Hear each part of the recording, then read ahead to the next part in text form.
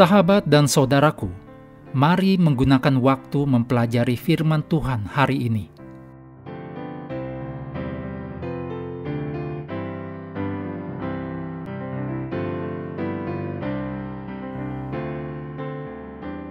Kita mulai dengan doa singkat yang didasarkan dari Ulangan 3 ayat 22. Sebab Tuhan Allahmu, dialah yang berperang untukmu. Amin.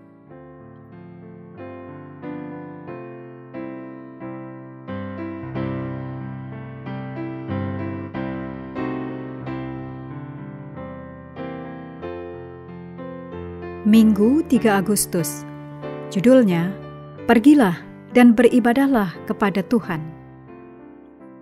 Pada malam Paskah, penghakiman ilahi jatuh kepada mereka yang tidak terlindungi oleh darah. Dicatat dalam Keluaran 12 ayat 1-12. Tidak ada yang luput dari hukuman karena jabatan, pendidikan, status sosial, atau jenis kelamin. Hukuman menimpa semua keluarga, mulai dari Firaun hingga para budak dan bahkan anak sulung hewan. Kebanggaan Mesir menjadi debu.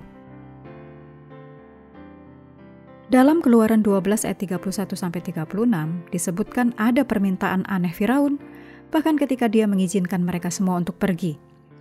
Betapa menariknya bahwa Firaun ketika menyuruh orang Ibrani untuk pergi dan beribadah, menambahkan permintaan ini. Dan berkatilah aku juga. Dan berkatilah aku juga? Mengapa Firaun, Raja Mesir, seorang Tuhan dalam tanda kutip, di bumi di antara rakyatnya, meminta hal itu? Kedengarannya seolah-olah Firaun akhirnya memahami kuasa Allah orang Ibrani dan ingin mendapatkan manfaat darinya. Namun, bagaimana mungkin Tuhan memberkati Firaun sementara ia tenggelam dalam pemberontakan, keras kepala, dosa, dan kesombongan? Tentu saja Firaun akhirnya memberikan persetujuan, tapi itu bukan karena tunduk pada kehendak Yahwe. Sebaliknya itu karena kekalahan.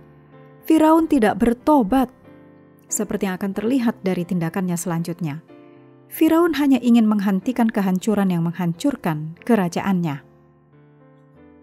Firaun merasa terhina. Mengingat keadaan yang tragis akibat tulah terburuk, Firaun memberikan izin kepada bangsa Israel untuk meninggalkan Mesir. Apa yang sebelumnya dia menolak untuk berikan dan tidak peduli akan penderitaan yang ditimbulkan oleh tindakannya terhadap bangsanya, sekarang dia mengizinkannya. Dan orang-orang Mesir, dapat dimengerti, sangat ingin agar orang Ibrani juga pergi. Seperti yang mereka katakan, pergilah, atau kita semua akan mati. Sementara itu, Tuhan menyediakan perbekalan agar orang Israel tidak meninggalkan Mesir dengan tangan hampa, tetapi dengan barang-barang yang mereka perlukan untuk perjalanan yang pada akhirnya ternyata jauh lebih lama dari yang diperkirakan.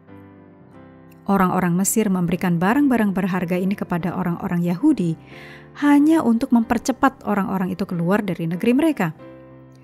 Tetapi barang-barang itu adalah upah yang telah lama tidak diberikan kepada orang Israel selama berabad-abad sebagai budak. Tentunya bagi orang Mesir, harga untuk mengeluarkan orang Ibrani dari tanah mereka itu cukup murah. Renungkan seberapa sering kita bertobat dari satu tindakan hanya karena konsekuensinya dan bukan karena tindakan itu sendiri salah. Itu bukan pertobatan yang sejati. Kita harus dapat belajar untuk menyesali dosa-dosa yang dalam artian saat ini kita lolos setidaknya dalam jangka pendek.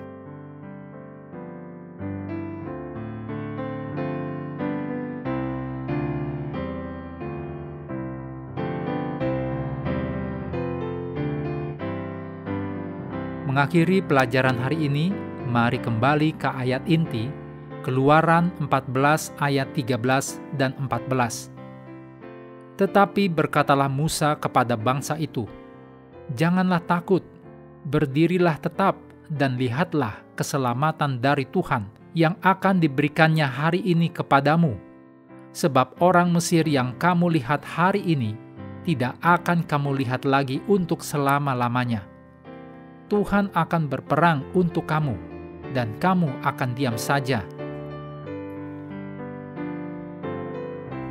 Sahabat juga perlu melengkapi waktu untuk bersekutu dengan Tuhan setiap hari.